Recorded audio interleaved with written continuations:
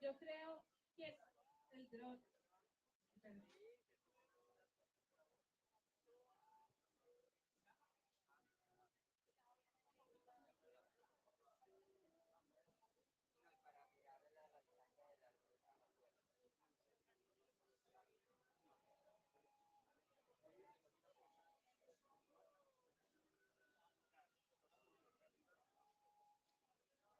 Las manchas que estamos viendo son manchas solares, son puntos fríos del sol por la actividad solar que tenemos en este momento.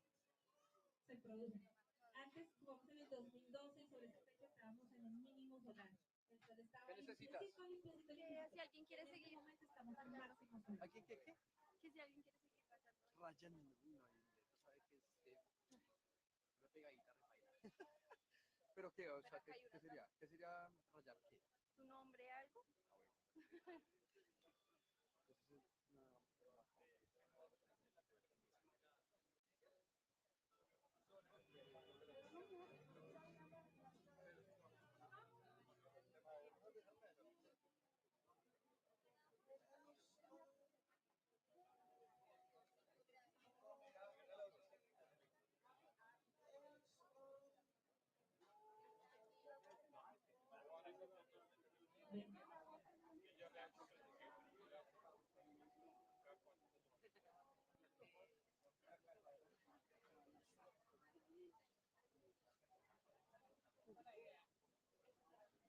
¿Cómo vamos? ¿Cómo vamos? una buena caligrafía. 12:52. Vamos avanzando en nuestro eclipse anular de sol. Acuérdense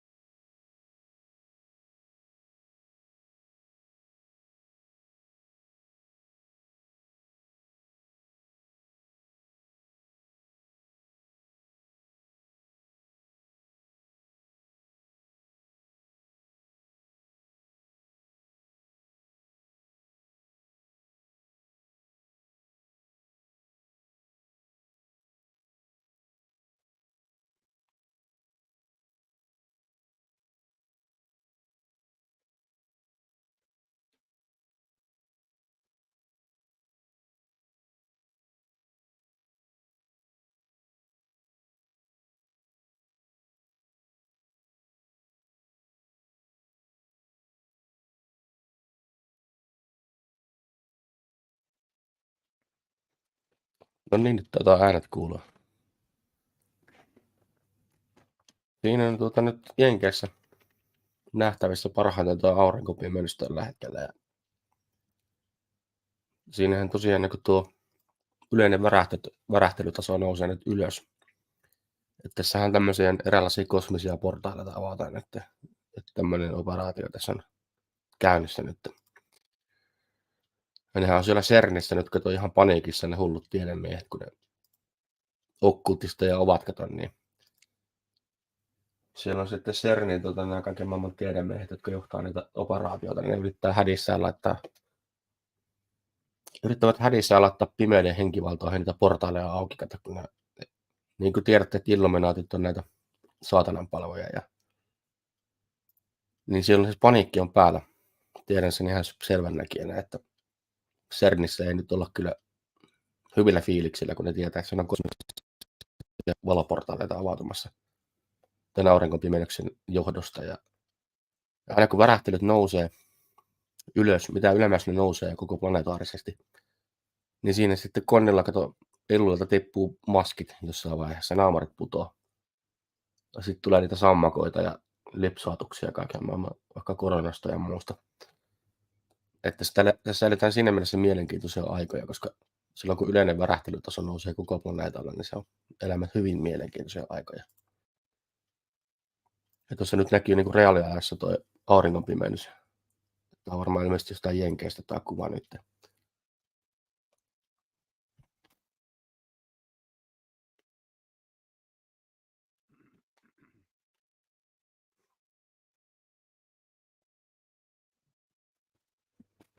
Että se CERNihän sitten taas, jos siitä nyt kertoisi vähän, niin sehän on siis hiukkaskiihdytin, mikä on sinne Sveitsiin rakennettu.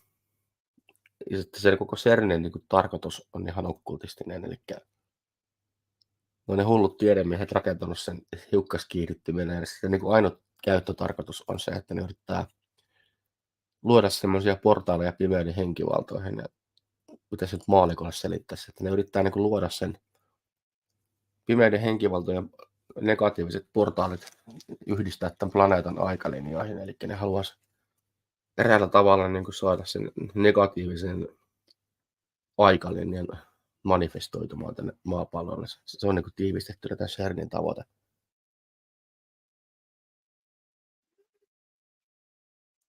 Mutta sitten se CERN-projektihan on mennyt, se ei ole mennyt kuten Strömsössä, koska sen valon määrä on lisääntynyt planeetalla ja värähtelytaso kun on noussut huomattavasti, niin ne ei ole CERNillä onnistunut sitten niitä portaaleja sinne alakertaan avaamaan. Ne on ihan paniikissa sen takia.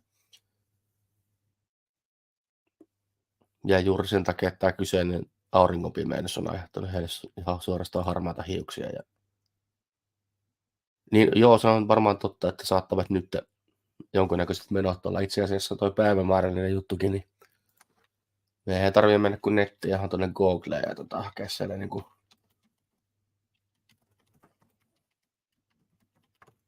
hakea sieltä tänne hakusana kuin Illuminati Ritual Calendar, niin katsopas täältä, niin täällä näkyy kaikki tietyt päivämäärät niin kuin tämmöisille kaiken maailman okkultille juhliin tai tämmöisiin, esimerkiksi niin kuin helmikuulta. Siellä on niin kuin ihan kaiken maailman rituaalimenot pitkin vuosia, ja tämä on siis semmoinen kalenteri, mitä nuo Illuminatitkin noudattaa. Eli siellä on ihan kaiken maailman, katsotaanpas mistä se nyt löytyy se täydellinen kalenteri. Tämäkin on Maksumuurin takana. Muistaakseni nyt tossa saisi olla. Tämäkin on Maksumuurin takana. Mutta joka tapauksessa tämmöinen kalenteri on olemassa ja ne on määrännyt sen tiettyihin päiviin vuodessa, milloin sitten tehdään erinäköisiä rituaaleja, missä on tässä näkyy nyt se, että jos tämä niin se on niin kuin, no ei tässä kyllä huhtikuulle näkyy, että on niin kuin 19-25. päivä on niin kuin kidnappaus ja uhrirituaali. Sitten siinä näkyy kanssa tuossa, että 25. maaliskuuta Grand Climaxi, naisen uhraaminen. Ja sitten tuossa on vielä niin kuin lueteltu näitä sairaita juttuja, että kaiken maailman seksirituaaleja. Ja sitten sanotaan vielä erikseen, että naisen uhraaminen suluissa voi olla myös lapsi. Tuossa niin näette, miten sairasta sakkia tämä illuminaatio on, että ne uhraa lapsia saatanalle. Eikä siis tämä on ihan jenkkiä, saatanan kirkossakin käytetään samaa kalenteria. Tietenkin herkimmille niin ei tarvitse kuunnella näitä asioita, jos ei pysty käsittelemään, mutta on ihan ikävä kyllä. Ihan totta tämä kyseinen kalenteri. Niin kuin tuossakin näkyy, joulukuu 16-23. päivä, kidnappaus, uhrirituaali. Sitten tuossa on vielä jouluaattona, niin se on High Grand Climax, verirituaali. Ja sitten se on tässä Fritz Springmeierin kirjassa kerrottu, että toi Fritz Springmeier, hän oli semmoinen jenkkimies, joka kirjoitti semmoisen hyvin paljastavan kirjan kuin syvempää tietoa Illuminatista. Ja se kirjahan oli julkaistuessaan. Se oli niin arkaluontoista kamaa, että Springmeier lavastettiin pankkirjoista 9 vuodeksi vankeuteen. Ja hän vietti 9 vuotta kaltereiden takana syyttömänä. Siis se maksoi semmoisen hinnan siitä, sen kirjan kirjoittamisesta.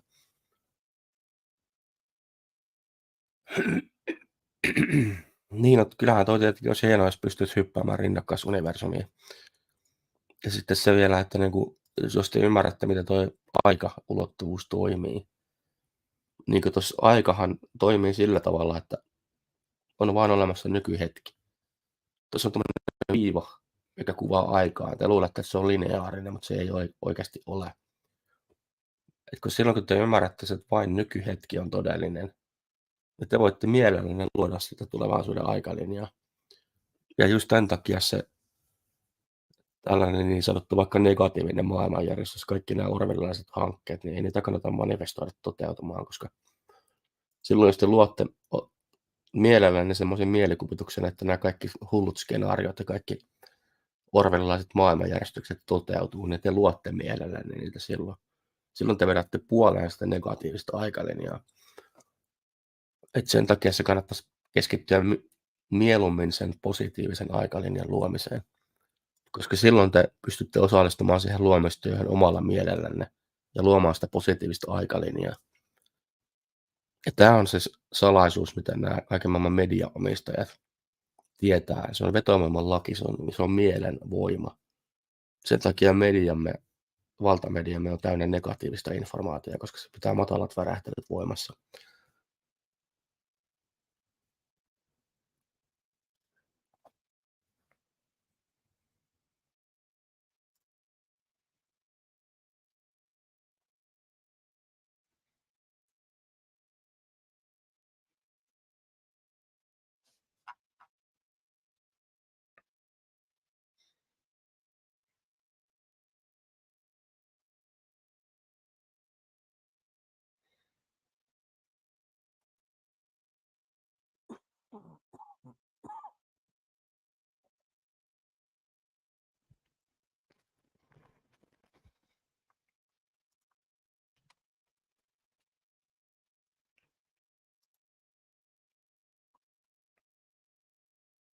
No siis tuohonkin, tuo Jeesus Kristus on vain yksi henkialanta muiden muassa, että tietenkin nuo kristityt nyt ei sulata tätä asiaa, mutta siis Jeesus Kristushan on vaan 6. sädeen mestari. Se on yksi mestari siellä niiden muiden ylösnouseiden mestareiden kanssa. Ja sitten nuo kristityt, niin ne ei vaan älyä sitä, että niitä ylösnouseita mestareita on myös muitakin kuin Jeesus Kristus. Mutta siitä ei saa tuomita kristittyjä, koska heillä on ihan oikeus palvoa sitä 6. sädeen mestari Jeesus Kristusta. Se on heille ihan täysin oikeus. Samalla tavalla kuin jotain buddhan palvontaa saakin harrastaa tässä planeetalla. Mutta sitten jos lähdetään tuomitsemaan sitä, että on vain tämä, silloin te tuomitsette myös muut uskontojen harjoittajat. Syyllistytte vapaan tahdon lakin rikkomiseen.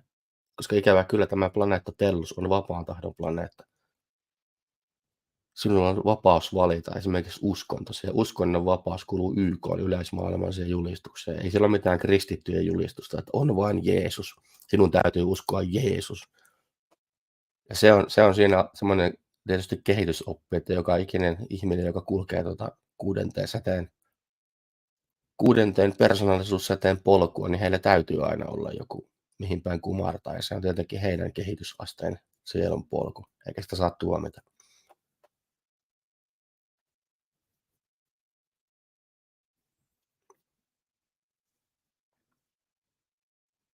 Koska tämä ihmisten käännyttäminen, niin se on semmoinen, millä luotte karmaa. Karma on sitten taas se, minkä joudutte maksamaan takaisin niin kuin hyvittävinen tekoinen niin sanotusti.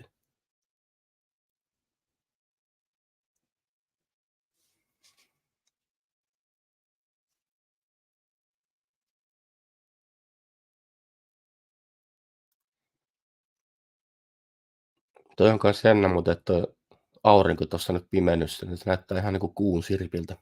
Muistuttaa sitä.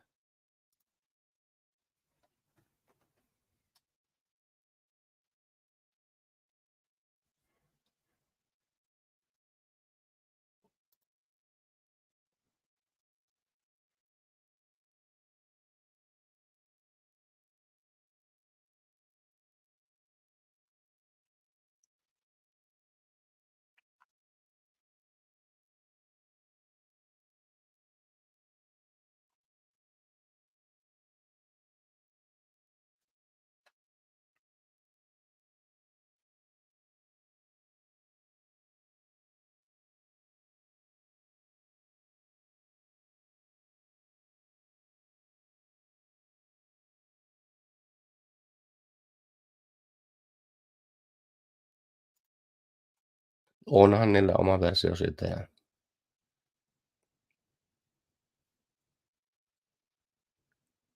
Ja sitten muun muassa Jehovillahan se Jumala on nimeltä Jahve.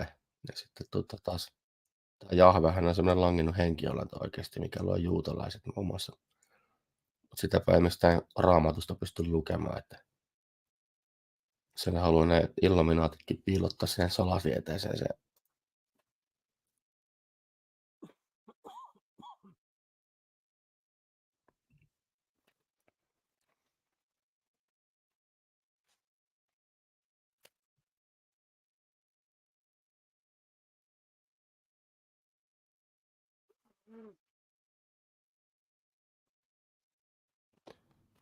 Mutta siinä tosiaan kun se juttu, mitä ei kristinuskossa opeteta ollenkaan, on just tämä henkiolentoihin liittyvä asia, että ihan niin kuin ihmissielukin, niin sillä on useita elämiä, useita inkarnaatioita. Ja ne elämät jatkuu ihan vain karmaattisista syistä. Se, mitä kylvät ja niität, niin joudut korjaamaan myöhemmin uudestaan. Ja ihan samalla tavalla, kun sielu kehittyy, niin jossain vaiheessa, kun sielu on riittävän monta kehollistumaa elänyt täällä, puhutaan vaikka 26 000 elämää putkeen, niin silloin siitä tulee mestarisielu lopulta. No mestarisielu kehollistumaan kun tekee, niin sillä saattaa saada vapautuksia, ei tarvitse ihmiseksi. No sitten se nousee henkimaailman tasolla ylöspäin koko ajan. Mitäs tulee sitten, kun se sielun kehitys menee riittävän pitkälle, tulee henkinen mestarisielu. Ja ylösnousun mestari tulee sitten jossain kohtaa. Tämä on ihan urantia kirjasta pystyt lukemaan ne asiat, jos vaan kiinnostaa. Mutta siinä on sitten semmoinen homma, että siinä vaiheessa, kun henkiolento on riittävän kehittynyt, ihan niin kuin Lucifer aikana kuului luojan puolelle, ja silloin oli oikeus luoda ihmissieluja. Se tarkoittaa sitä, että sun vastuualue on niin äärimmäisen suuri, että siinä ei tarvitse kuin ylpeyteen sortua, niin kuin Luciferille kävi, niin luojan virtapiirto laitettiin poikki korttihyllylle. Ja tällä Jahvelle kävi sama juttu. Ja se johtuu siitä, että silloin, jos teillä on valtuus luoda ihmissieluja, niin siihen sisältyy niin suuri vastuualue, että siinä ei voi minkään ylpeyteen enää sortua. Koska se vastuualue rikkoutuisi jo ihan siinä, että kuvittelisitte olemaan parempi kuin muut. Niin sen jälkeen menee korttihyllylle ja näiden henkiolentojen Lucifer ja Jahvekin tapauksessa, niin virtapiirit laitettiin luojaan poikki, niin toimii pimeyden henkivallasta tästä syystä. Mutta sitten puoli tässä, mikä liittyy näihin kahteen asiaan, on sitten se, että ne ehti toimia luojana sinne tiettyyn pisteeseen asti. Eli heidän luomistyö oli jo laitettu alulle, kunnes sitten tuli tämä lankeaminen tälle Luciferille, jonka jälkeen hänen virtapiirit laitettiin poikki, eli luojavirtapiiri katkaistiin, niin se ei ole sen jälkeen enää ollut kuin 2 vaihevirtaa, missä se on operannut sen jälkeen.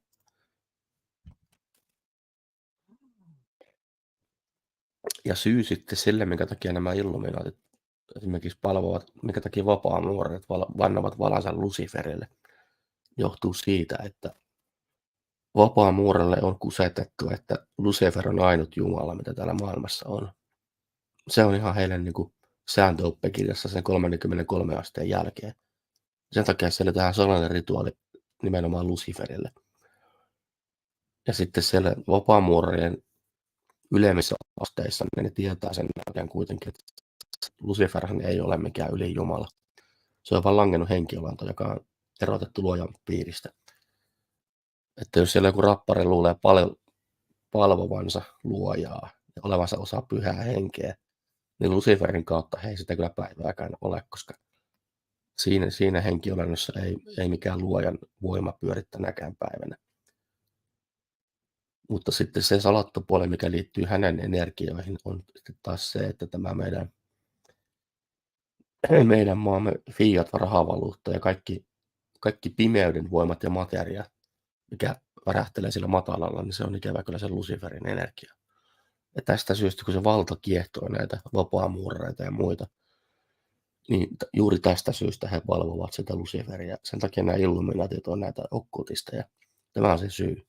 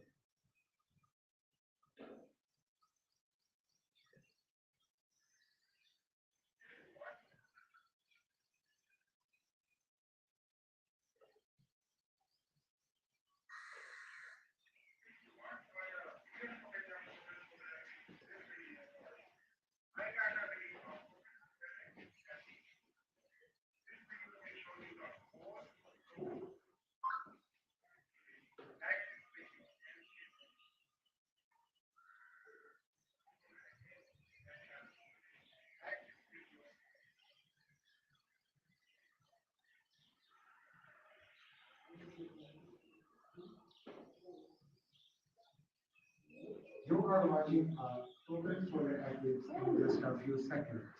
It's potentially far more interesting as only a video.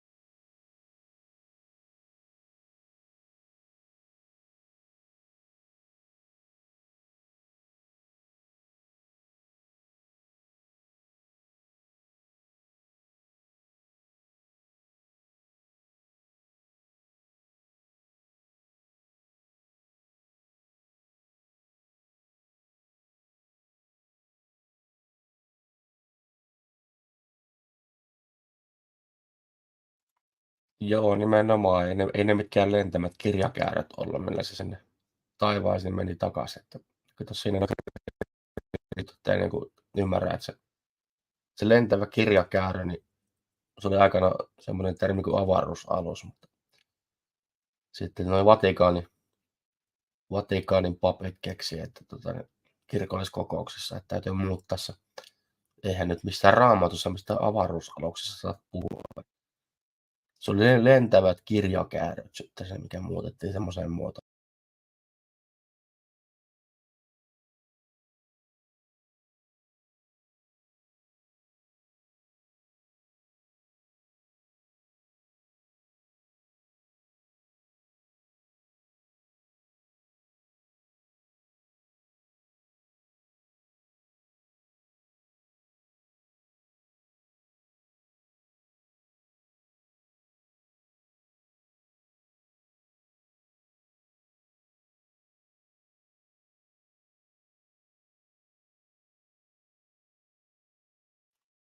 No mä oon sanonut, että jos se tulisi takas nyt, niin varmaan Netanyahu tai joku muu vangitsisi se Guantanamon kidutettavaksi luultavasti.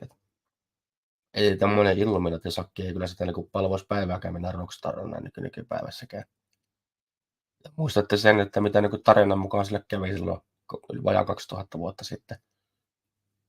Juutalainen eliitti pisti ristille siellä. Niin kuin. Et se oli niin kuin sitäkin aikaa, että senkin ajan eliittiä ei saanut kritisoida. Ja se, niin kuin ihan täys esimerkki se ristinnän olitseminen niin kuin rangaistusmuotona siinä ajassa.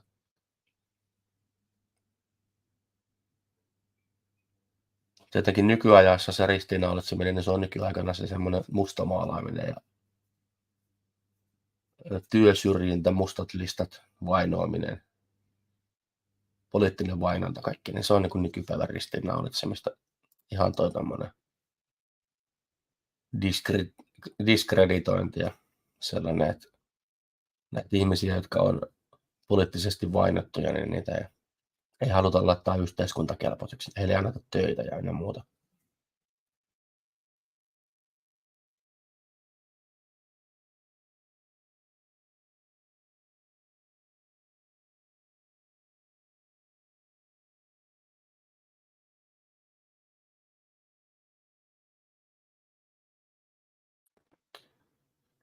Mun näkemys siitä antikristuksen ajasta, niin mä sanoisin, että se on ihan tätä, kun kaikilla nuorilla on tälleen. Siellä on Instagrami päällä, siellä on TikTok päällä, niin tää on se antikristuksen aika. Ja mikä se antikristus on, kun ihminen on tämmöinen, että se on se liimattuna se puhelin sinne naamaan, niin tässä somessa ja TikTokissa, niin siinä on se antikristus. Täytyisi vaan niin ymmärtänyt tästä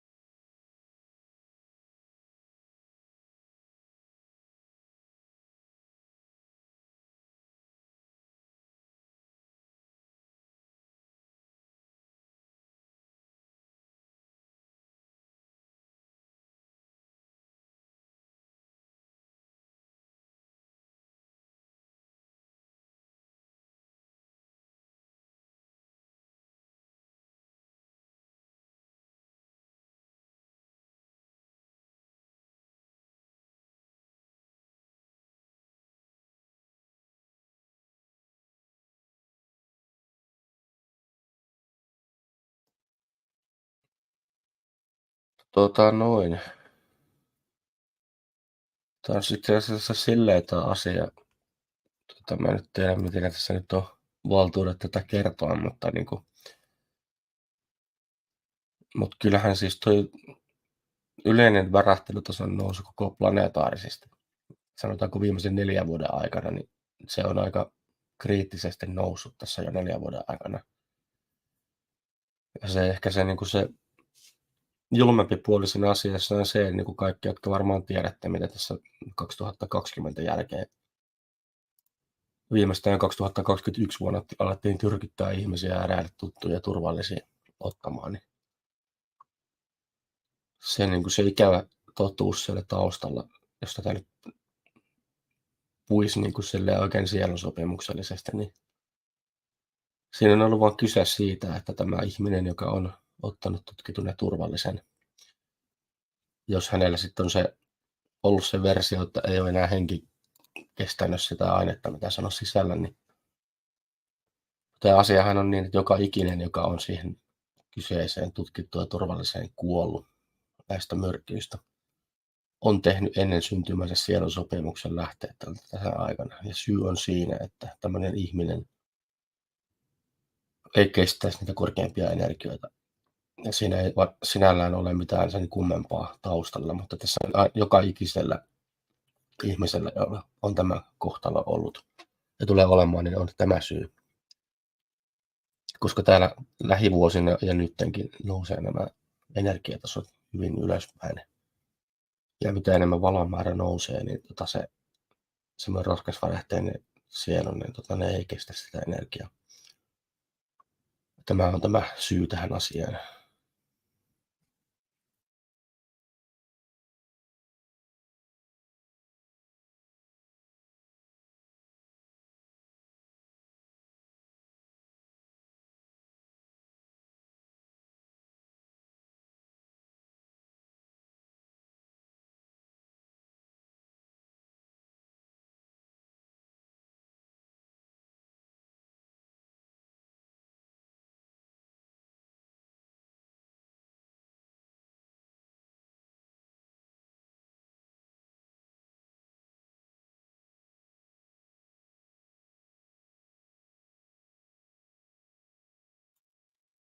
Ja itse asiassa, jos tätä tulevaisuuden aikalinjaa nyt katsoisi tästä positiivisesta näkökulmasta, niin sanoisin, että sehän on itse asiassa hyvä asia, että nämä värähtelytasot nousevat ylös.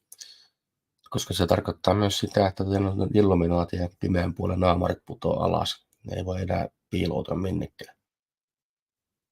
Ja kato siinä, niin ei siinä oikeastaan mitään valtataisteluakaan tarvita enää seuraavan kymmenienkään vuosien jälkeen, koska sinne valtaan nousee sitten ihan oikeat henkilöt.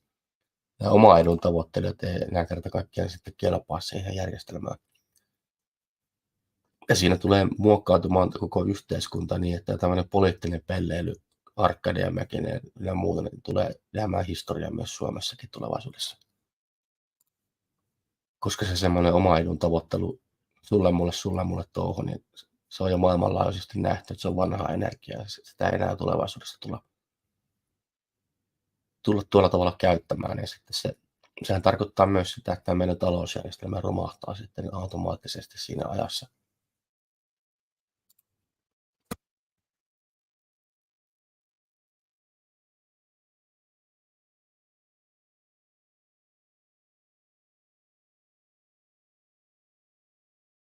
Gina, I feel like it almost goes unsaid here, but I have to ask. Okay. I don't want to assume.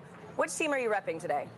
You probably were going to guess sun. Oh, Team Sun. Who would have thought? You're right. No. So heliophysics, it's the study of the sun and its influence on everything. And it impacts all of our planets. And today, the solar corona is stealing the spotlight of the show. So Team Sun for me. I guess it really is the star of the show today. But you know what, Gina? I think I'm going to have to be a little bit biased too. Okay. So International Observe the Moon Night, which is NASA's annual celebration of all things moon, actually falls on my birthday this year. Okay. So I think I'm having a little bit of a lunar connection. All right, Team But Moon. for those watching, if you haven't joined the fun yet, you can vote for your eclipse team on NASA's Solar System Facebook, X, and Instagram. We're going to be sharing those poll results throughout the show, so be sure to go vote for your team. Now, Also, during the broadcast, you can send us questions using #Eclipse on social media. We have teams standing by online to answer, and we're going to be taking some of those questions live on today's show. Now, speaking about taking questions live, Gina, we actually had some kids send in videos before today's show. Oh, nice. So let's roll one of those right now. My name is Jonathan. My question is, will NASA do any experiments during the solar eclipse? Thank you. Oh, great question, Jonathan. Now, we have a bunch of different experiments that will take place during the eclipse today. So first, we're trying to study the solar corona. So we have NASA's WB-57 high-altitude research jet flying across the path of totality, taking pictures of that upper atmosphere of the sun, that corona, so that we can learn its composition, why it gets to be heated to extreme temperatures. But we also care about the eclipse's impact on Earth and the upper atmosphere. So we're launching 3 sounding rockets up into the atmosphere before, during, and after peak eclipse so that we can study how the atmosphere is changing as well. So, you know, we're studying it with a plane, we're studying it with rockets. Exactly. Any other way? You know, we have balloons, science balloons that are going up too, and we also have different ways that the public will be able to get involved in some of these experiments too. Thanks, Gina. And I actually have a great follow-up question to this. This is from Lisa on Facebook, who wants to know more about the sounding rockets. So they asked, why is NASA shooting rockets into the moon's shadow during today's events? Okay, let's talk more about the sounding rockets because they are a lot of fun. So the first sounding rocket will be 45 minutes before peak eclipse, the next one during that peak eclipse, and the final one after, 45 minutes after. And that's because we really want to understand the difference in density and temperature and these different factors in the upper atmosphere and really get a sense of how the atmosphere changes as the eclipse is coming and passes over. So we have all these rockets going up and it'll be a good day for that. Great, and hopefully we'll get to see a replay of that later on in today's show. That's right. Now, folks, it is really special for us to be back here in Kerrville, Texas, covering today's total solar eclipse. Just last October, an annular solar eclipse passed right through this town. Now, for a location to be at the crossroads of these 2 incredible celestial events is rare. Let's take a look at how the community has been preparing in the lead up to this big day. Kerrville is the eclipse capital of the state of Texas. It is known as being the capital of the Texas Hill Country. It's the epitome of Texas. Ranches, deer, beautiful streams like the Guadalupe here. Kerrville is very welcoming. It's a wonderful community. Tight-knit, small. It has about 25,000 people. Kerrville is blessed to be in that special square, the annular eclipse in 2023 and the total solar eclipse in 2024. We're talking about crossroads, you know, we get it twice. Two eclipses right here, right where I stand. It's statistically extraordinary.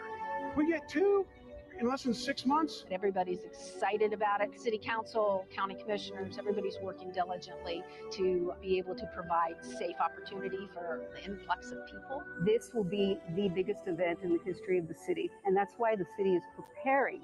We're preparing to make the event enjoyable for everybody who wants to see this tremendous natural phenomenon. I think that Kerrville has done an awesome job of preparing, way in advance. It's getting that message out to people to make sure that they're taken care of personally, but then there's the science part of it, letting them know what is an eclipse. And I'm just having a great time going out and talking to civic organizations and clubs and talk about eclipses. So this will be my 4th and 5th solar eclipses. I've seen total eclipse in Nebraska. I drove 1,200 miles for a little over 2 minutes, and it was well worth it. And just couldn't believe the experience of the eclipse. I mean, it's still just, it literally gives me goosebumps every time I talk about it. It's a visceral, emotional experience that is just, you have to experience it to understand. I thought I knew what it would be like, but I gasped at the sheer wonder. It's going to be a, you're going to hear that intake of air and awe. It was the most beautiful natural thing I've ever seen. So to have an eclipse basically in my backyard is just, it's indescribable.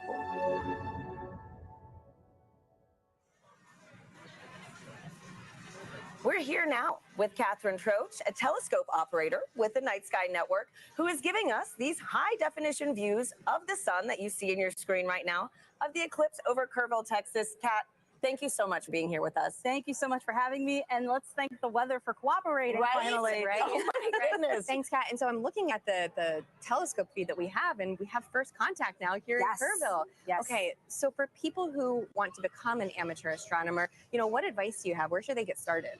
The easiest way to get started is to look up Night Sky Network. Night Sky Network has over 400 astronomy clubs in the United States. You would just use our search function to plug in your city and find the club that's closest to you. And if you don't have a club that's close to you, you can use our coordinator tips to start your own astronomy club. Wow, that is awesome. And you know what? For folks, if you want some more details on the Night Sky Network and other things on how to become an amateur astronomer, you can visit go.nasa.gov/Night Sky Network.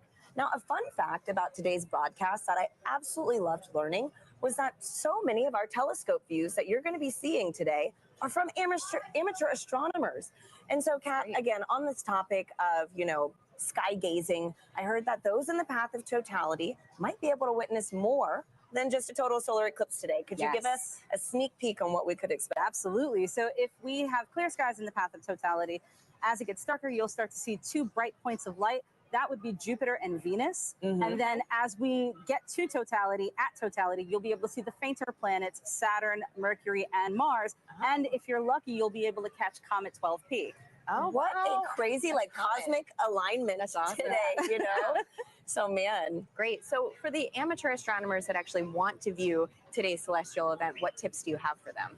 So, of course, you need to have solar protection. You need to have solar safe glasses, and you need to have solar filters for your telescopes, your binoculars, your cameras. But you can also use indirect viewing, like a pinhole projector box, or you can use a disco ball. A disco ball? Yes. Wait, how does this work? Can you walk us through this? So as the sun hits the mirrors, and it'll cast a little reflection onto the surface here, you'll see little crescent shapes as the eclipse progresses. That is incredible. We need to keep that disco ball. Oh, yeah. Right? No, seriously.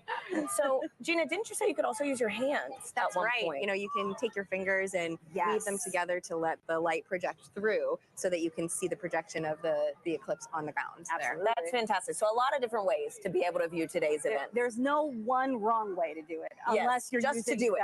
Just do it. Just make sure you do it safely. And so, Kat, too, earlier you gave me a little reveal of your shirt. It is too perfect for today's show.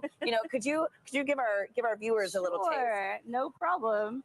So if you know, you know. If you know, you know. Totality going on at the moment. Love it. Thank you so much for being here, Kat. Thank you again for having me. Absolutely.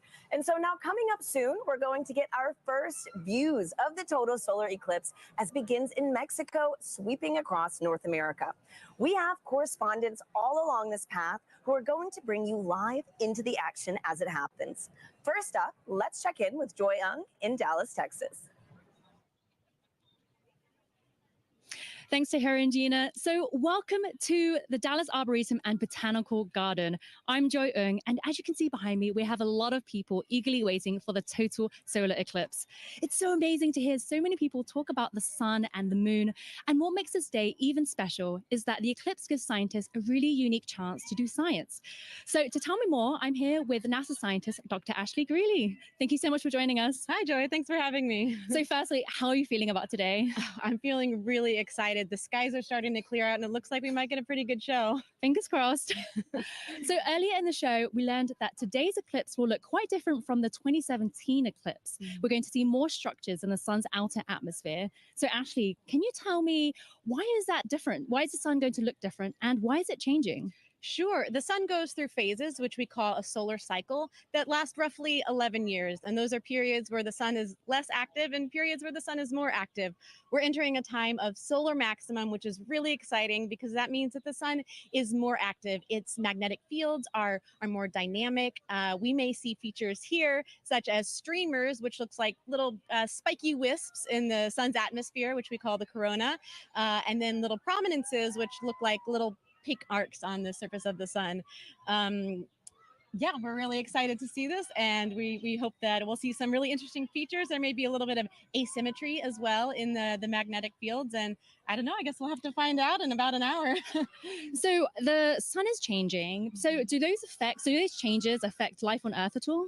Sure, yes. The sun does affect life here on Earth. We have a term that we call space weather, which applies to the field of study of everything from the sun to the earth and in between, and how that affects life here. We are fortunate that on Earth, we are protected from things coming from the sun by our magnetic fields, which shield us from those explosions that come from the surface of the sun that we talked about. And those can result in really fun occurrences, such as the aurora. There can be some negative side effects, but those are mostly limited to things that are outside our magnetic fields. The storms from the sun can interfere with satellites, and it's something we really have to think about as scientists as we start to plan for putting humans on the surface of the moon or potentially sending them to Mars. Those energetic particles that result from the sun can impact humans, so that's just something that we have to learn about and take into account. So the sun is always there, of course, but why are eclipses a good time to study these effects called space weather? Yeah, eclipses are a really cool time for scientists to be able to study the sun. It's really hard to completely cover the disk of the sun in order to study the sun's atmosphere, especially that inner part of the atmosphere. We're really fortunate that here on Earth, our moon is just the right size and just the right distance from Earth that it can completely block out the sun's disk during total solar eclipses. So we're really able to observe that inner atmosphere in a way that we can't normally. So this event is really exciting for both scientists and the public alike, and that's just such a cool experience to share together. Thank you so much, Ashley. So if you're lucky enough to be in the path of totality, keep an eye out for that sun's outer atmosphere, the corona, and you'll know that you see these spiky features, and it's because the sun is heading towards its most active phase. So for now, let's head to our friends in Russellville, Arkansas. Jasmine, how are things looking on your side? Joy, things are looking absolutely fabulous in a very sunny downtown Russellville, Arkansas.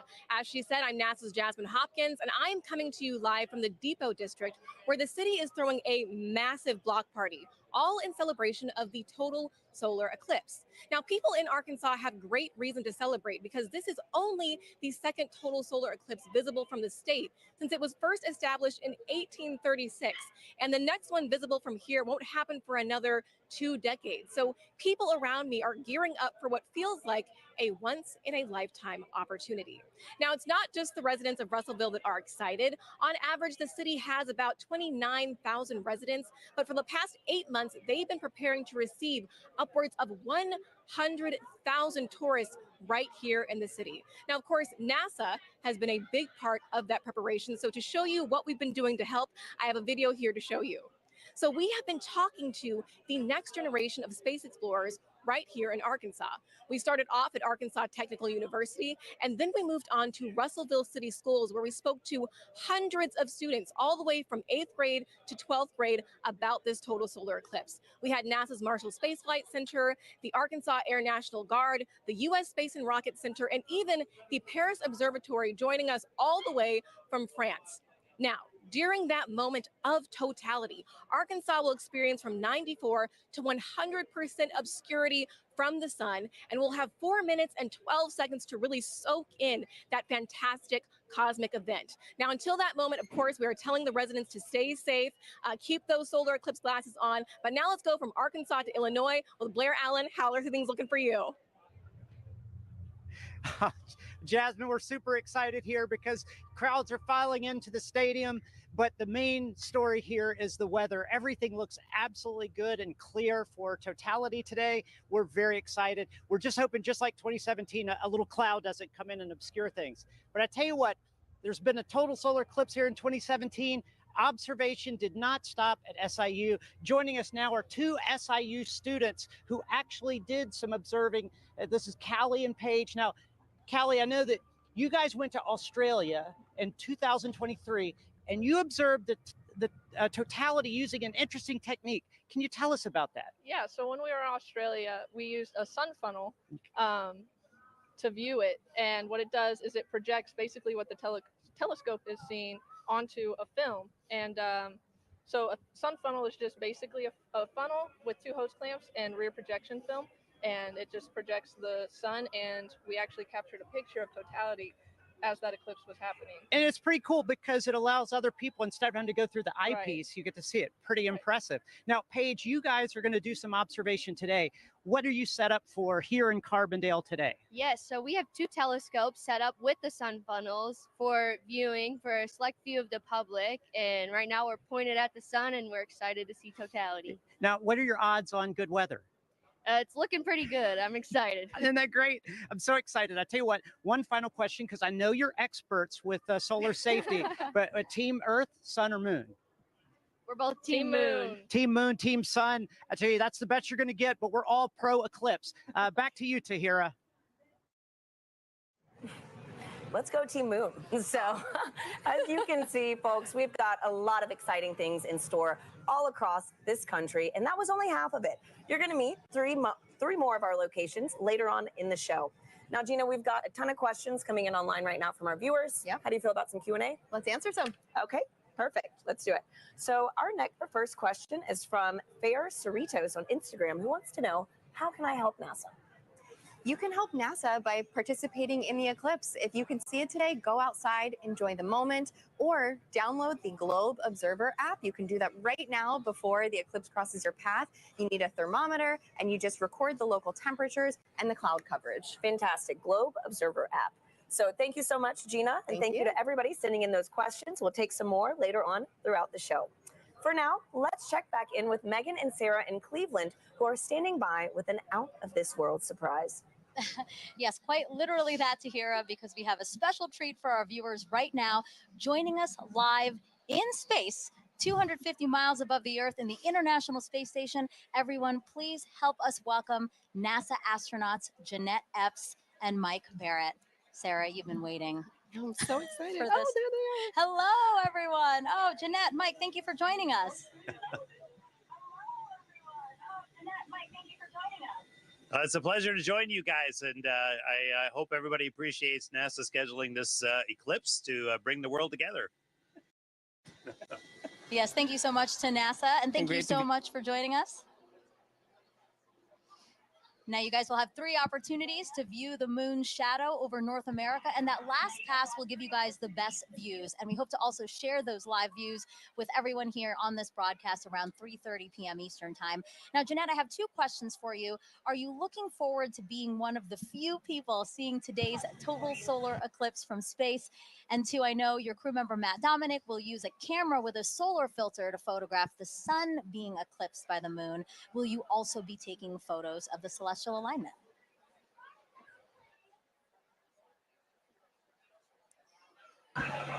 Definitely taking pictures of the solar alignment. And I think we're very fortunate to be here at this special vantage point to see such a special event at this time. So I'm definitely excited. What about you, Mike? What's going through your mind as you're preparing to see such an awe-inspiring event?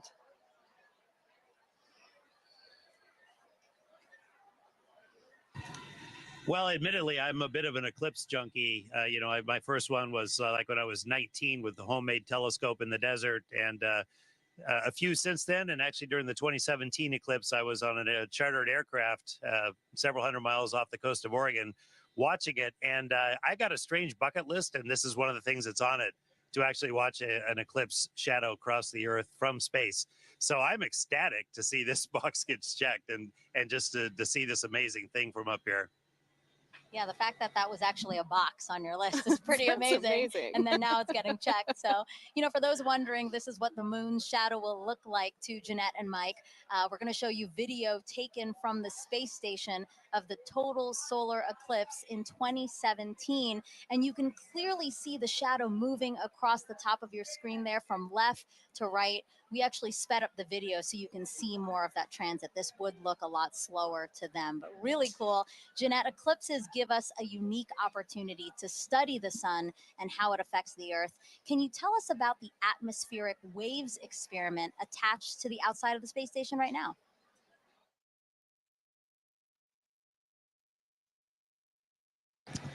Sure. We have an atmospheric wave experiment that's going on now, and what it looks at are these atmospheric gravity waves. And these waves transport energy and momentum up through the climate system. So what the imager with the imager on the atomic wave experiment, we're going to look at how these atmospheric gravity waves impact our Earth's climate, how it can impact our space and global and all of our comms, how it can affect our navigation system. And so over the next 2 years, researchers will use an infrared imager to look at the global distribution of these waves as well as their characteristics.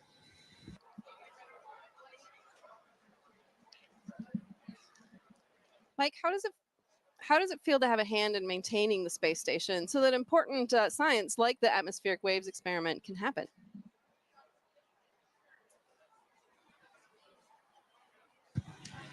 Well, of course, the main reason we're up here is actually to conduct that science. We maintain the station to keep this platform what it should be, what it was built to be, which is a vibrant laboratory, which covers so many different disciplines on the inside and the outside, like the gravity waves experiment. I mean, it's an honor and a privilege, as much as anything, to have a hand in that science. And we end up being basically the eyes, the hands, the on-site presence to conduct that science. And we get to be the first to see results of just amazing things that are years in the making by a bunch of really smart, ambitious scientific teams on the ground. So that's really where the joy is. Maintaining the station is just like maintaining a research ship, something I actually quite like. So I feel very much at home in that role. It's still blowing my mind. I mean, we're here in Cleveland, Ohio, live. You guys are up in space in the International Space Station. I can't believe the opportunity that has been afforded to us, and I hope our viewers really enjoyed this time with you. And I hope you enjoy the show from up there.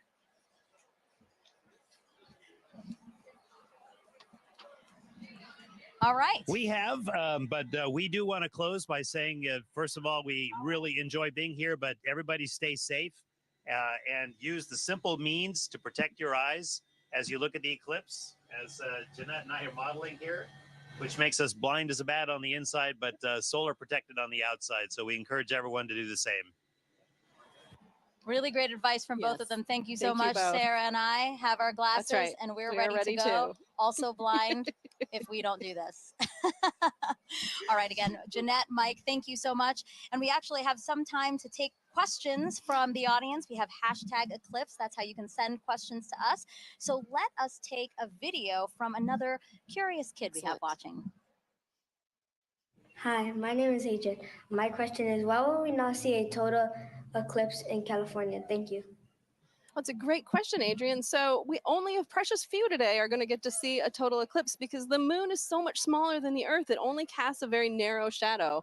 But still, even in California, you're going to get to see a partial eclipse, and that is still a really cool event. So I do encourage you to get out there and see it for yourself today. Yeah, absolutely. So again, #Eclipse. Wherever you're watching us, drop that in the comments, and we'll try to get to as many questions as we can on the show. Okay, so we have obviously people celebrating with us online and at events across the country. So why don't we check out some of those events again now?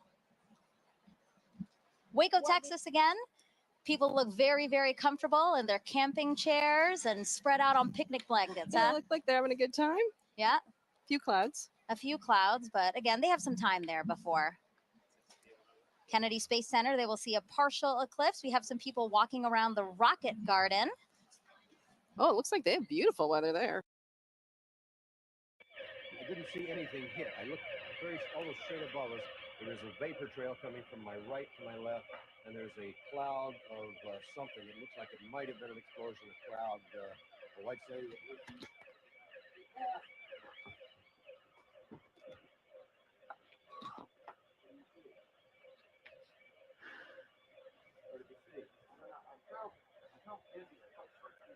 Okay. All right. My apologies for these putting on a gas mask. There hasn't been any gas dropped here that we could tell. No. You may smell some of the fumes from a missile exhaust going off. The missiles use a rocket cordite, some sort of burning. We just heard a little thump just then. But I have to apologize for that. I caught a whiff of something and felt momentarily dizzy. You're more experienced military affairs than I am, but it might have been a little gas from the rocket exhaust. Well, it wasn't anything. A lot of people have the respirators on just in case. And again, you run to get down here. You, in my case, jumped out of bed hearing the air raid warning go on. You run down 3 flights of stairs to get out of here. It's probably 100 yards. You hyperventilate a little bit, and you're Soundbite with Oakley. 30 seconds. It's impossible. Oh! Shit. Ah! It's inside me.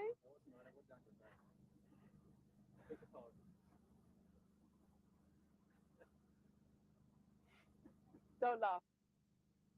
CNN's Brent Sadler has the story.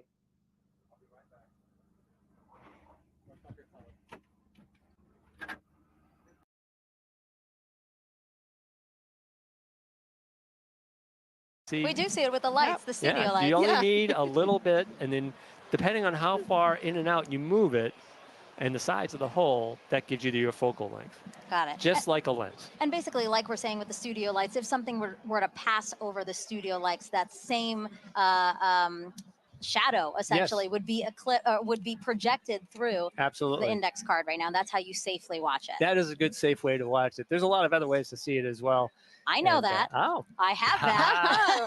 Come prepared. Colander, right? Yeah. So that's a lot of fun because if you're in an open area like this today, and you don't have your glasses or you just want to see something really cool, again, put it over your shoulder and hold it. You'll get a big array of all those little eclipses happening on the ground below you. Yeah, actually, I think we have a picture of that. I'd love to see that because really it is Yes, a very, pretty. perfect. Look at Yeah. that, Steve.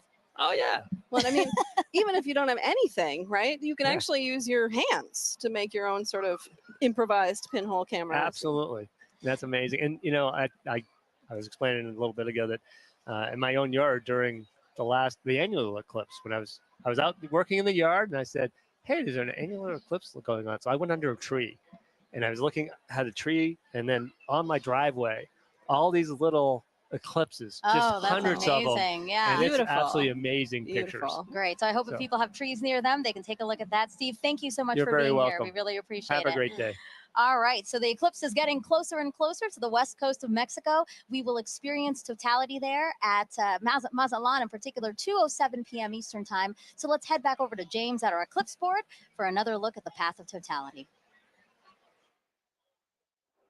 Yeah, thanks so much, Megan. A lot coming up very soon, and make sure you know exactly when to go outside to observe that totality if you're on our path, or even right now, if you're experiencing a partial eclipse. I've got in our Eclipse Explorer here, I can zoom out just a hair here to show you this. I've got our penumbra on, so this is all the places inside here already experiencing a partial eclipse. You've been seeing some great feeds from our camera in Mazatlan, Mexico.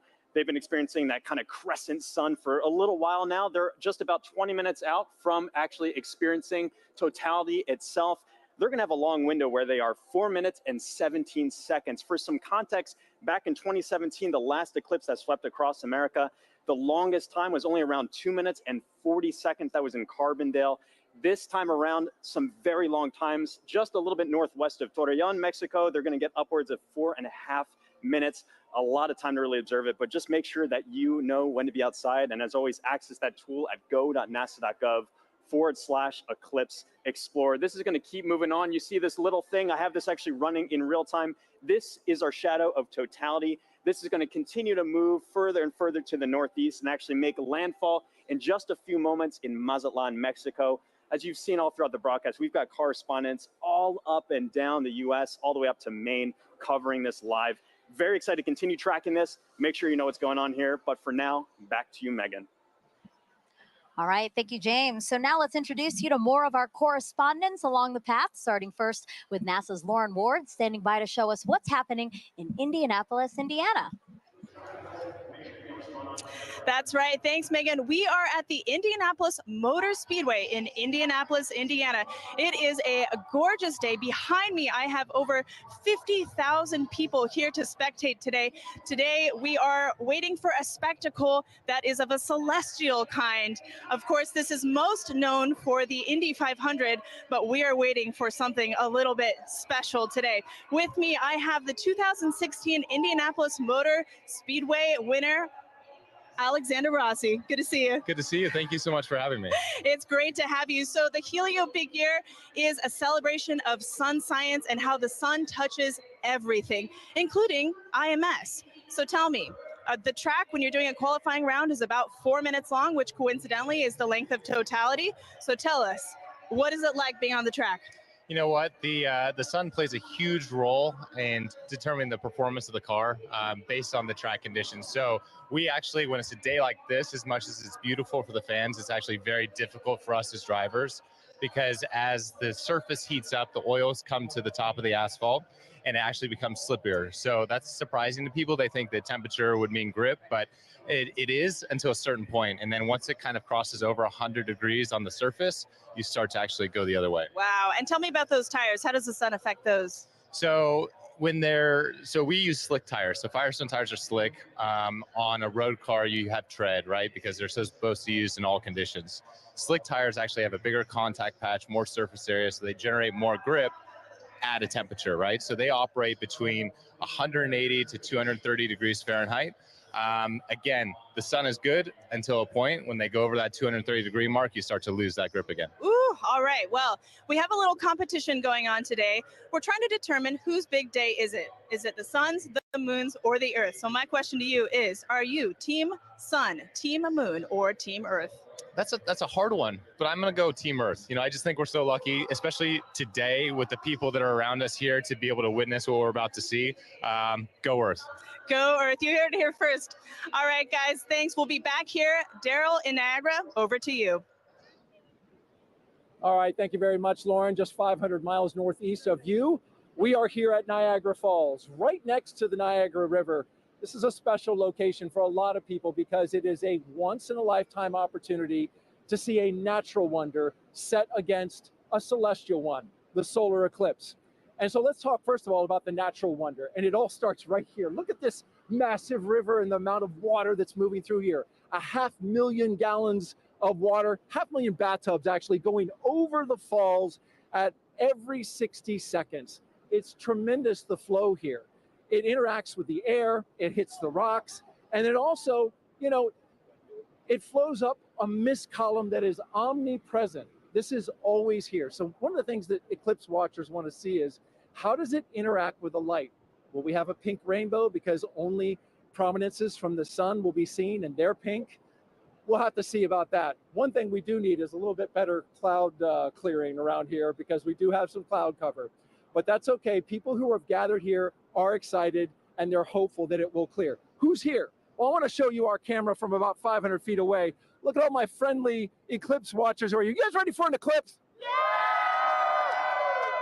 Whoa, I love the energy. We could use this energy to blow the clouds out of here. As our camera backs out, you're looking at Terrapin Point, and this is the lawn here. It's roughly the size of a football field, and everybody who's here, a lot of people came in at 6 a.m. this morning. They currently cut off the park from anybody from coming further into Goat Island here. So this is the max capacity that we're at right now. It's that popular. Over to the other side, our friends from Canada. Look across the river gorge, about 1,000 feet away. Niagara Parkway is lined with people. So it's a beautiful shot over there, and we really appreciate our Canadian friends who have joined us. Now, this isn't just about the solar eclipse. We've been here for the past week, and we were at locations all across Niagara Falls, 12 to be exact. Take a look at this video. Crowds of people packed the Niagara State Park Welcome Center, where Commander Munikin Campos, the mannequin who flew around the moon during the Artemis 1 test flight in 2022, was on display. Our partners at the Canadian Space Agency sent kids virtually to space all week long.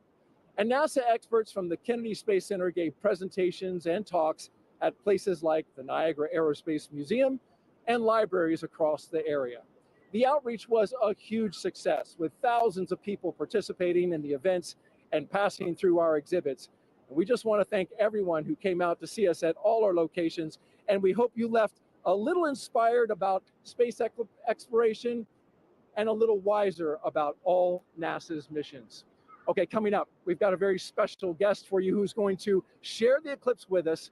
CSA astronaut Jeremy Hansen. He's going around the star today, the moon. Not the star, the sun, the moon. The star of the show, I should say. He's going to be here. He's interacting with the public.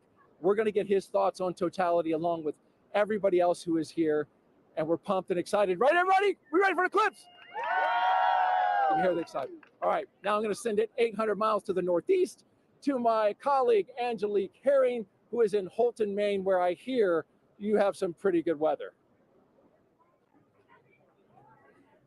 Hello, Daryl, and welcome everybody to Maine. That's right, we do have some great weather. We are here in Maine, and actually we're about 3 miles away from the Canadian border and also about the last stop on I-95 North. So we're the northmost spot for today's eclipse broadcast, at least in the United States. And so hello from way up north. Now, just like Daryl said, we do have some excellent weather here in Maine today. We've been here for a couple of days and it's actually been pretty wintry right up until about yesterday. We had snow, it was pretty cold, but you know what? Today, the sun is out, the skies are blue, and it's looking like perfect conditions for an eclipse, or as the Mainers would say, wicked good weather. Now, we're actually standing here in Market Square in Maine, and we are outside of the Temple Theater, where it has actually been in operation since 1919. Over the last 150 years of its operation, it's seen everything from silent films to burlesque shows, and today it's got a more celestial show with the eclipse. Now, the last eclipse to come through Maine was actually in 1963, and that eclipse was only visible for about a minute. In contrast, today's eclipse will be visible for at least just about 3 minutes or so. So everyone here is going to have a lot of time to take in the celestial show, really soak in the event. And the next eclipse won't be coming through Maine until 2079. So makes a lot of sense that we've got a lot of people here really excited to see this once in a generation opportunity and event. We're all excited. I know everybody here is excited. So we'll be here waiting for the moment that we've all been waiting for, the eclipse. With that, back over to you, Megan. Hey, thank you, everyone. It was really cool to see everyone along the path of totality. You can tell we're covering a large swath of land because everybody's in different kind of attire. You know, you have short sleeve shirts somewhere, and then you have like Daryl, who it looks very, very cold, and he does have some cloud cover. So I hope that it does kind of clear out for him. I feel like we've covered all of those levels of weather over the last day and a half. That's true here in Cleveland. So, but it's looking nice now, so that's great. And actually, if you were watching our screen here, we just had a view of the eclipse in Mazatlan, Mexico. In about 10 minutes, that's when we'll start seeing totality in that area. And in that time, the U.S.'s top doctor is encouraging everyone to try and watch the celestial event for our physical and mental well-being. Hi, everyone. I'm U.S. Surgeon General Dr. Vivek Murthy. I'm thrilled to be joining you today as you gather to experience a truly awe-inspiring event, the last chance that we'll have to see a total solar eclipse in the contiguous United States for the next 20 years. The sun is a universal source of light and life. It contributes to our physical, mental, and emotional well-being, and it unites all of us. Today, no matter where you're watching from, whether it's along the path of totality or a partial solar eclipse, you are sharing the experience with millions across the nation. And moments of connectedness like this truly matter. Last year, I issued a Surgeon General's advisory warning about the public health crisis posed by loneliness and isolation. I shared that our connection with one another is a powerful force that can help protect against the damaging physical and mental health impacts of loneliness. What better reason is there to come together with friends and loved ones than to share a once-in-a-generation experience like the solar eclipse? This is an experience that will stay with you, precisely because of the awe that it inspires. Awe allows us to step outside of ourselves, giving us fresh perspective and opening us up to connections. So grab your eclipse glasses and let's enjoy this moment together.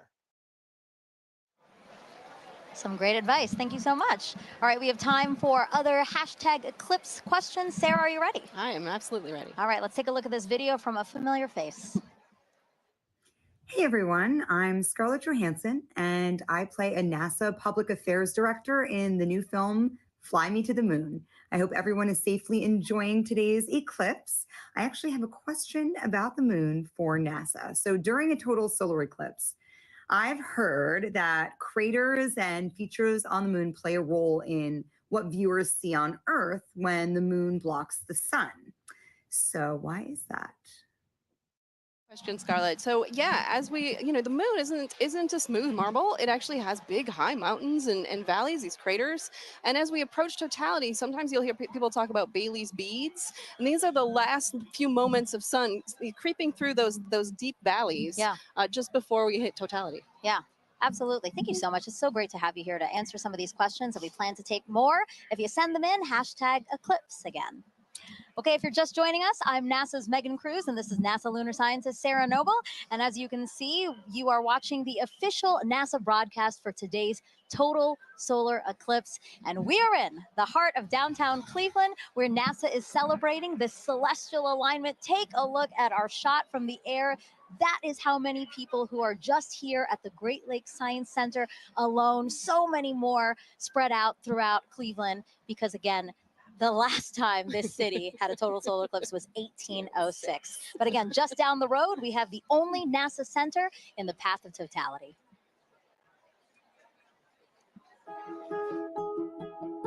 When it comes to NASA, I think a lot of people initially think of rocket launches in Cape Canaveral or astronauts floating above the Earth in the International Space Station. But there's a lot of research and engineering and testing that needs to happen before anything can fly. And we have those capabilities: supersonic wind tunnels, microgravity drop towers, vacuum chambers, and a research aircraft hangar. And that's why people from all over the world come to NASA's Glenn Research Center right here in Cleveland, Ohio. What we work on: power, propulsion, communications. You need it for anything that flies. We like to say the road to the moon goes through Ohio, and that's because our test facilities are crucial to advancing the Artemis program. Part of our vision for going back to the moon and establishing a sustainable presence is having a lunar gateway. A lunar space station can fly successfully around the moon and sustain astronauts there. And we are leading the program that's developing the power and propulsion element. NASA's Neil Armstrong Test Facility in Sandusky, Ohio. It's the only place in the world where you can test a full-size spacecraft for all the extreme conditions of launch and spaceflight. Right now, we have the Orion spacecraft. This is a spacecraft that actually went around the moon, but we're using it as a test article now to make sure that in the launch environment, that spacecraft is safe. When it comes to aviation, every U.S. plane has NASA Glenn technology on board, which makes your flight cleaner, safer, and quieter. And looking at solutions like electric and hybrid electric propulsion systems that will reduce or give us different ways of converting energy that are cleaner. Our center partners with a lot of community organizations to share NASA's discoveries or just get kids excited about science, engineering, technology, and math. I really enjoyed the VR experience. It was really cool to be able to sit like I was an actual pilot flying. I feel like I could potentially look into considering aerospace. We've also made it our mission to prepare Cleveland for the April 8th total solar eclipse. We demonstrated different types of hands-on activities for educators to share with their students, as well as the science behind a total solar eclipse. My favorite thing about Glenn is our people.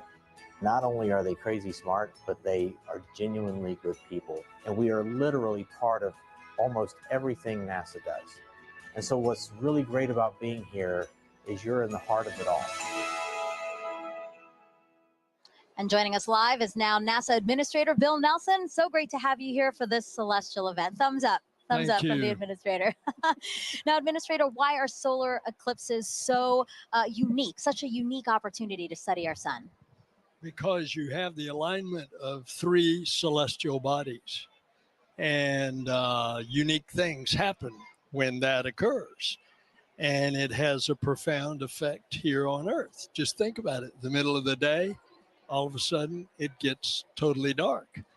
And us earthlings are not accustomed to that, and nor are the other little earthlings. Right. All the animals.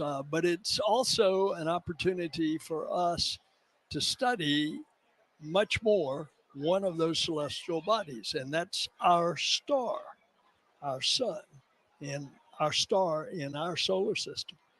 And we can find out more about that gaseous explosion that's coming out from the core of the sun when we can see it better. And we can see it better because we're not looking at the bright ball. You're suddenly looking at that corona, that mass of gases that are coming out from the edge of the sun. Right. And you don't have to be a scientist, right, to study this event, right? How do we get help from people across the country to help us study these things? Well, by asking them. Make a note of anything that you observe and then share that with us. All right, an administrator, you know, we have to take precautions when viewing a solar eclipse. Remind everyone what we should be doing today. Okay, you've got some glasses. That's right. That's right. The glasses We're are all ready. absolutely essential. You want to put these on as it is starting to have that moon move in front of the sun, and we don't want you to damage your eyes. Right. Yep. And it's incredible. You put these glasses on in the normal sun of the day, you can't see a thing. Can't see a thing. But when you Yes. look at the sun, you will be protected. Administrator, thank you so much. We really appreciate your time here. And now we're going to head it back over to James at the eclipse board. Whew, yeah, the countdown is on. Just a few moments left until the eclipse makes landfall in Mazatlan, Mexico. Right here, you can see where that eclipse totality shadow is right here. It's going to continue moving very rapidly onwards to Torreon, where we also have a live feed covering all of this event. Super excited for that big moment. And let me actually just go to our moon board here, and we can play through this at 60 times speed. I'll zoom in a little bit here. And Scarlett Johansson had a question a bit earlier about the kind of rippling effect that we see of the eclipse shadow. When you first see this right here, at first glance, you might think it's low resolution or we're lacking some kind of information here. The inverse is actually true. This is actually incredibly high resolution, this shadow projection that we have, because of data that we've been gathering at our moon for more than 10 years, thanks to an orbiter called the Lunar Reconnaissance Orbiter. It's been mapping our nearest neighbor in incredible resolution, just really getting every single bit of valley or crater or mountain. All of those little imperfections on the moon are contributing to that shadow that we see rippling across the country. You're not going to be able to see that from the ground, but looking from space, you see that really cool effect of kind of the rippling there here. So let's just preview some things to come here. In Mazatlan, they have that last little crescent sliver of sun. For now, if you're in that area, make sure you keep your glasses on until that sun is completely blocked out by the moon. That's going to be in just a few moments. You're going to have a long duration there, 4 minutes and 17 seconds. That sounds like a lot of time, but it's going to move like that. So make sure you are ready on the pulse. Again, for all of our locations up on this path of totality here too, make sure you set a timer on your watch or a phone or something to remind yourself to look outside and experience this. You don't want to miss this. If you do miss it, you got a long time to wait for the next big one across America. That's going to be in 2045. So make sure you're watching and watching safely here. You just saw some footage from Kerrville and Cleveland as well. It's a little bit cloudy in some places, really hoping that that clears out in time for us to have that beautiful view. But in just a few moments right here, this eclipse is going to be coming up in Mazatlan, Mexico. So for now, this is going to be really exciting. The countdown is on. So for Mazatlan, this is the last little bit here. Again, I'm always keeping an eye on that weather. And also one little note about our tool here too. If you wanted to see, this little icon kind of previews what the expected eclipse is going to look like at that given time. All these little googly eye features are clickable, hyperlinkable. You can kind of click on that. It'll snap you right to that exact time to get an idea for what it's going to look like in your neck of the woods. But for now, the big moment's coming up. Back to you, Megan. Let's check it out. All right, thank you, James. And as you can see, wow, we just have a tiny little faint sliver left of the sun in Mazatlan, Mexico. We are expecting totality in 1 minute and 35 seconds. You know, joining us now to walk us through this, Kelly Corrick, an astrophysicist with NASA's Heliophysics Division. Kelly, tell us about the science NASA is about to conduct right now in Mazatlan. So science that they're going to conduct is about the WB-57. So we're going to fly some planes over and make sure that we can actually see that solar corona, that that hot atmosphere that's around the sun that we're about to get once we reach totality. Yeah, and it looks like it's almost there. Yes, it's almost there. You know, we have a view right now of inside the cockpit of one of the WB-57s, or at least we're efforting one, because as you said, this is going to be a huge part of what we do in Mazatlan. Definitely, yeah. It's the there it is, oh, Kelly. there it is. Oh, look at that view. So we're looking out. That's great. We're looking out, and it looks like we might be able to, we're seeing a lot of clouds, but hopefully a shadow as well as we're coming in to totality there. And so, yeah, so these WB57s are carrying 3 different instruments or 3 different experiments, 2 to look at the sun and 1 to look at our atmosphere, because our atmosphere actually responds to the eclipse. And we're trying to figure out how that ionosphere, that layer of the atmosphere, actually responds to it. And you said it does look like there's already a shadow over land. You know, we also have a shot, and we'd like to pull that up now, a shot of the coast and the fact that it's already going on over. And you know what's really cool about all of this is we do have eyes all over this thing because we are collecting so much data. Yeah, definitely. I mean, we have the stuff here. We also have rockets on the other side of the country being launched. So again, study that. Oh, look at that. There's the diamond ring. That's right. We're not there, but I feel the energy just watching it. Yeah, so this is because of the craters and the peaks and valleys of the moon, we're seeing the last bits that are just getting through, and now we're getting to totality. This is great. So you're starting to see those pink fingers out there kind of sticking out. Wow. So again, totality here in Mazatlan, Mexico, the first community in North America to experience the moon completely eclipsing the sun. And if you are in Mazatlan right now, it is now safe to remove your eclipse glasses for the next 4 minutes.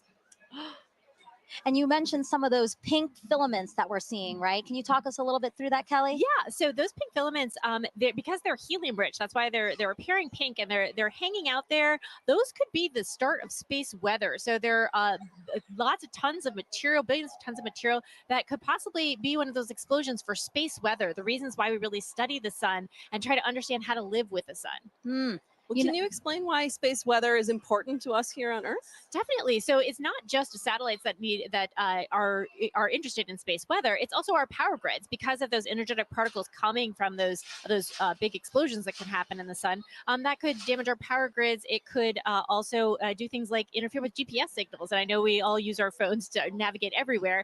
So if we didn't have that, that would be a big problem. So we're looking to understand it better so we can all mitigate all those things. Some of the movement we're seeing here is just our telescope operator adjusting because, again, they needed to make some changes for before totality. Now they're viewing it a different way. And then after totality, we might see some shakes there as well. But I really just cannot believe how...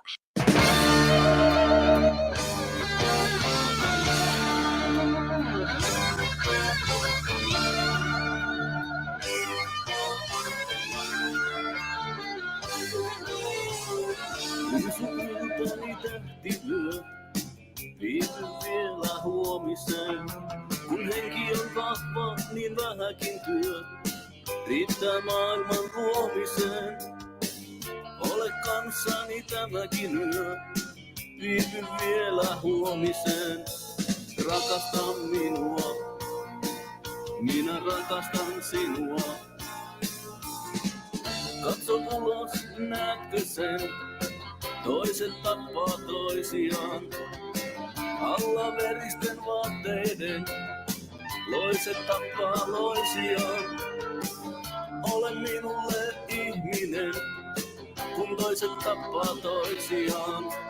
Rakasta minua, minä rakastan sinua.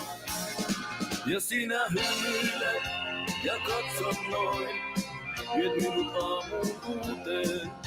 Kuin kevään ensimmäiseen sateeseen. Sinun sielusi kiinni päästä voin, viet meidät tulevaisuuteen. Ja jonakin aamuna ennen sarastusta huomaat, että musta aurinko nousee.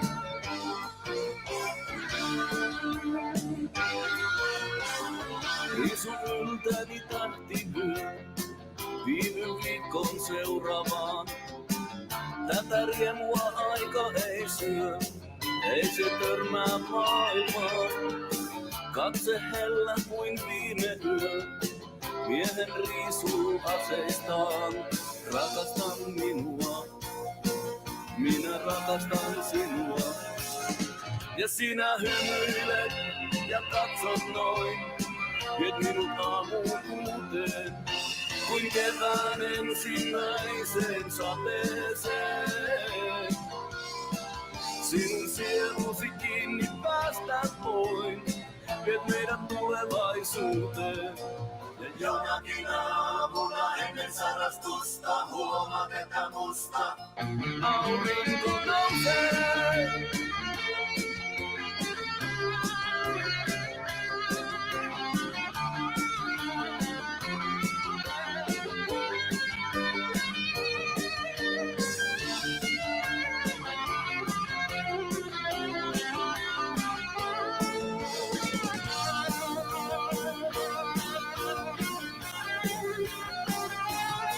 Ja sinä hymyilet ja katsot noin, viet minut aamuun uuteen, kuin kevään ensimmäiseen sateeseen. Sinun sielusi kiinni päästä voin, viet meidät tulevaisuuteen. Ja jonakin aamuna ennen sarastusta huomaat, että musta aurinko. Ja minä hymyilen, kun sinut näen. Mä uskon aikaan toiseen, ei liput liehu sotaa julistain. Sinun kanssasi nousen hellimpään aamun aurinkoiseen. Ja jonakin aamuna ennen sarastusta huomaat, että musta aurinko nousee.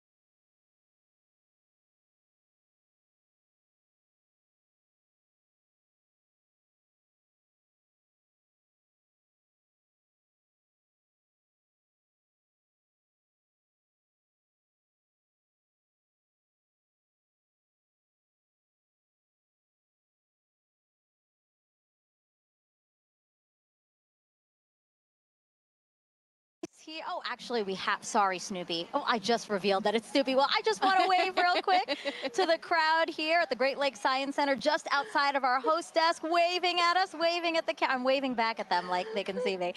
But I did just spoil the surprise. We do have Snoopy here, our chief safety officer here at NASA, and he's here to tell us how to safely watch the eclipse. So, Snoopy, if we were to watch the eclipse today before totality, what should we do? That's right. You should have your glasses on. That's right. Well, and what about during totality, Snoopy? Can we take them off then? Yeah, let me help you out here. Oh, Snoopy, there I can see your shining bright eyes. I love Snoopy. He's so funny. Now, Snoopy, I have to ask you a question, okay? So today we've been polling everybody, asking for the total solar eclipse today, who is the big star of the show, right? Is it the Earth? Is it the Earth? Is it the moon? Is it the sun? Okay, but you have to pick one. You have to pick one. You have to pick one. You don't want to pick one? All of them. All of them are great. That's right. Subi, thank you so much. I know you're super excited to see the total solar eclipse today. We're glad to have you here. Bye. All right, now let's head back over to Tahira in Kerrville, Texas. All right, thanks, Megan. I mean, what an incredible view from Mazatlan, Mexico. That was amazing. And folks, as you can see in your screen right now, we are less than 1 minute away from the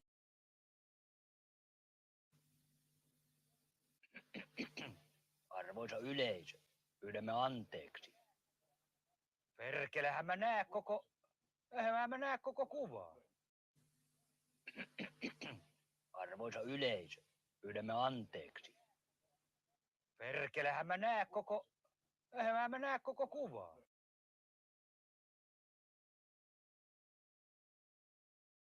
See So that diamond close. ring too. Wow. Look at this. And so we're about 10 seconds All right. away. Here we go. Let's take it in.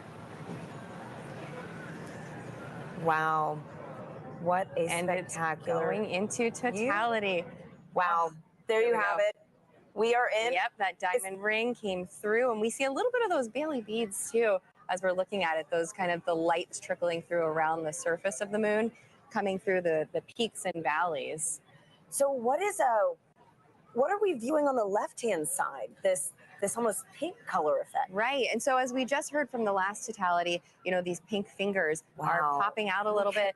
And those are those solar prominences. They're appearing pink because of the helium rich. But we can see it. Let's focus on the corona here, that glow that we're getting.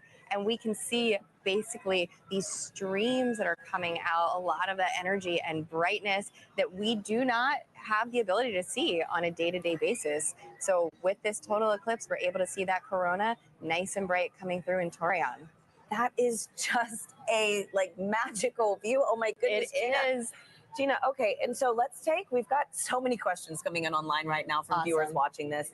Our first one is going to be from Justin, who wants to know, right now we are seeing a pretty clear and spectacular view of a total solar eclipse. Yes. But Justin wants to know, what will it look like if it's clouded over? Right. So the view that we're getting right now, you won't be able to see that if it's clouded over, but you will have effects going on, right? You'll get a change in the temperature. So the temperature will drop. It'll still get darker as well. It's already getting dark here in Kerrville. I mean, we have some cloud coverage, right? Yeah. And we're feeling a little extra wind. It's noticeably darker despite the clouds that we have. So you'll get some of those environmental effects, even if it's cloudy where you are. And so a great follow-up, we've got Halloween Ghoul on YouTube who wants to know, again, will the temperature change during totality? Which I know you mentioned that it will get a little bit cooler. Yes. But do you know about how many degrees we can expect? Yeah, it depends on the location, the humidity, multiple factors, but it can change by about 10 degrees or so, depending where you are, maybe even a little bit more than that. And, we're feeling a little chilly kind of where we're sitting compared to what it was earlier. And I mean, I'm just staring at this view of totality that we have in Torion. So we're about halfway through totality right now in Torion, Mexico. And again, I know folks said that this is almost double totality than 2017, right? That's right. That's right. And so in 2017, we had a little more than 2 minutes. So we're lucky enough this time that we have over 4 minutes in some places too. This is so beautiful. And so our next question from Sibel on Instagram wants to know, why is the sun more active right now? So the sun is more active because we have an 11-year solar cycle. The sun goes from solar maximum to solar minimum, where it's changing its level of activity. Oh, and as you're seeing the screen, so I see in that the bottom right there, we can see that prominence extending out. And as we heard earlier in Mazatlan, that is potentially the beginning of space weather activity. So we're talking about solar maximum. If there's a time to see any of that space weather activity during the total solar eclipse, this is the time to do it. So let's watch that as we go through totality in our other locations too, and maybe we'll be lucky to see some of these features change for us. That is so beautiful. It is. And so Gina, too, how we're in a higher cycle. Solar cycle right now. How many years, is that fluctuation? Right. The solar cycle goes on for 11 years when it peaks in activity, and that's where we are. Where the latest predictions are that we will reach that maximum sometime this year, and then we'll decrease in activity going back down to solar minimum. And so, Gina, I've got time for one more quick question from Christopher on X, who wants to know which other planets have the best eclipses. Oh, okay. Well, that's right. So eclipses don't only happen on Earth. Let's talk about Mars for the fact that Mars does have eclipses when the moon crosses in front of Mars. Mars has 2 moons, and the rovers on the surface have captured images of those. But no other planet has a view quite like this, right? Nope, that is special for us. Just the distance and the size of the moon makes it such that it will completely block the sun as it's doing today. Wow. And you can see there's that diamond ring effect as we are coming out of totality in Torion. What an incredible It's a bright one view. too. Look at that. That is a bright one. And So is this what, a Bailey's bead, or? So that's going to be that diamond ring, just how bright it is. Bailey beads are a little bit smaller as they kind of bubble over the surface, but folks who are in that location should have those safety viewing glasses back on so that they can now view the partial eclipse that they are experiencing. Well, that is fantastic. And you know, the next time we see this eclipse, it's going to be right here in Kerrville, Texas. So folks, the countdown is on. We've got about 10 minutes until we see this with our own eyes. You can hear people Yes, big moment right here in Kerrville. For now, let's check back in with Lauren at the Indianapolis Motor Speedway. Thanks to Hira. We are getting close to eclipse ourselves, but for now, we have a very special guest, NASA's very own Pam Melroy, Deputy Administrator and former astronaut. Pam, it's good to see you. Oh, it's great to be here. I'm so excited. It's very exciting. So what's it like being in Indianapolis for an exciting event like this? Well, it's a beautiful day here. And I love the fact that we're here with thousands of people in the Indianapolis Motor Speedway, but we're joining with millions of people around America looking up together to the sky. Absolutely. And tell me, is this your first eclipse? It's not my first eclipse, but it will be my first totality. I've seen several partial eclipses, but there's something mystical and mysterious and in some ways unifying about a total eclipse. And we're all going to feel it together. Absolutely. We could not have lucked out more on this weather today. So as a former astronaut, we know that sun science and space weather are very important to keeping our astronauts safe. What is space weather and why do we care about it? What is NASA doing to study it?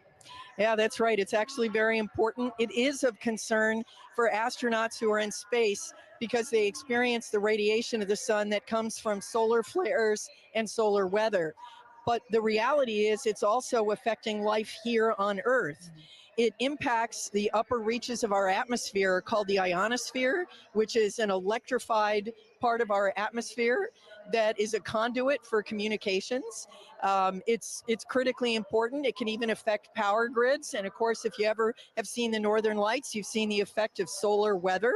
So, but really the focus for today is where that solar weather starts. And that's in the corona, the sun's atmosphere. It's very unusual and we don't exactly know what's happening because the sun's atmosphere is millions of degrees hotter than the surface of the sun. So we are hoping to learn today more about how that happens and why that happens so that we can better predict those solar flares and those things that impact us here on Earth. Yeah, that's all extremely important and something that we're learning a lot today too. Pam, thank you very much for joining us today. Thank you. As we've learned, solar eclipses are very important to learn for many, many reasons. We have radio telescope operators who are studying the eclipse today for this very reason. Let's take a look at that work. When the moon blocks the sun during a solar eclipse, there is a noticeable impact on Earth's upper atmosphere, known as the ionosphere. These changes can affect radio communications, including amateur radio, also known as ham radio. Ham radio is a way you can talk to people all around the world. You set up a radio and antenna. You talk into the radio sends a signal up to the antenna sends a signal up to the sky. It bounces off of the electrified layer of the sky back down to Earth where you can talk to the person on the other side.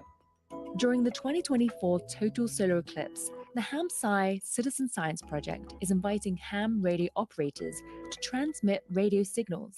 The goal is to have people make as many radio contacts as they can with operators in different locations during the celestial event. By recording how strong their radio signals are and how far they go, ham radio operators and scientists can learn about how the ionosphere changes during solar eclipses. Sometimes you can talk around the world and sometimes you can't. And that's all based on what the ionosphere is doing, what the sun is doing. When it works and you are able to talk to these faraway places, I find that really magical. To learn how you can participate, follow Do NASA Science on X and Facebook.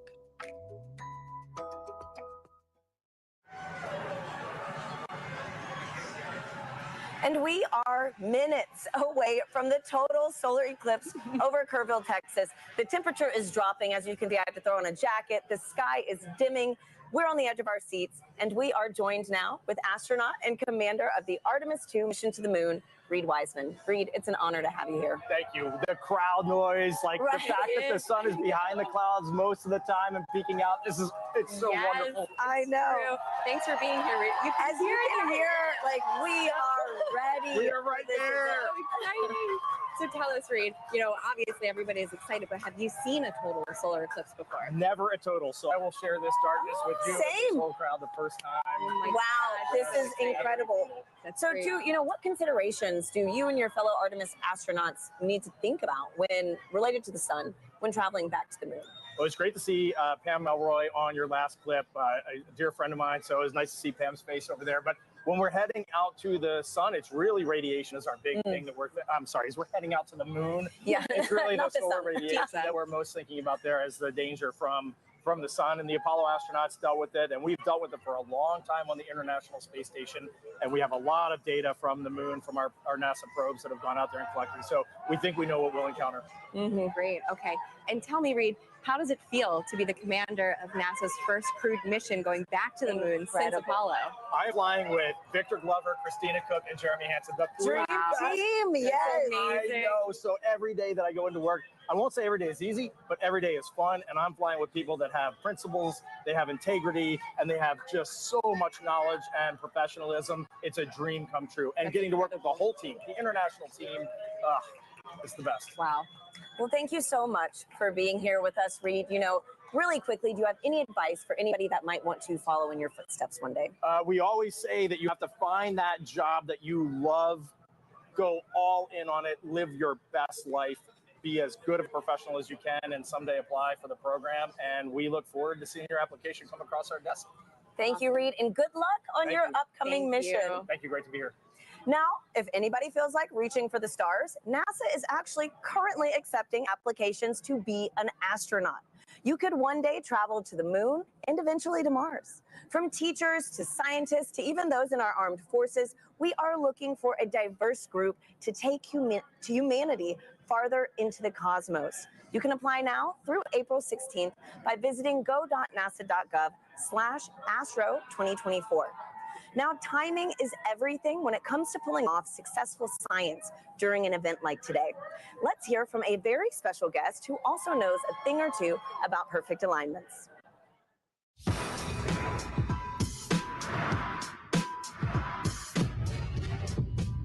Hi, I'm Paul DeYoung, shortstop for the Chicago White Sox.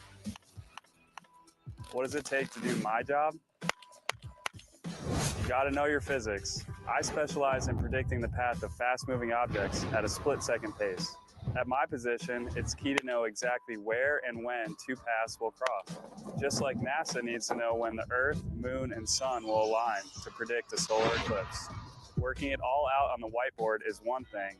They're ready for solar eclipse delay at Volcano Stadium. But seeing it in action is a whole other ballgame. And on April 8th, you can see just what I mean as a total solar eclipse crosses the United States. NASA has mapped the detailed shape of the moon's surface, so we know exactly where the moon's shadow will fall. And you know where to be to see the eclipse in person, even if it's from the stands.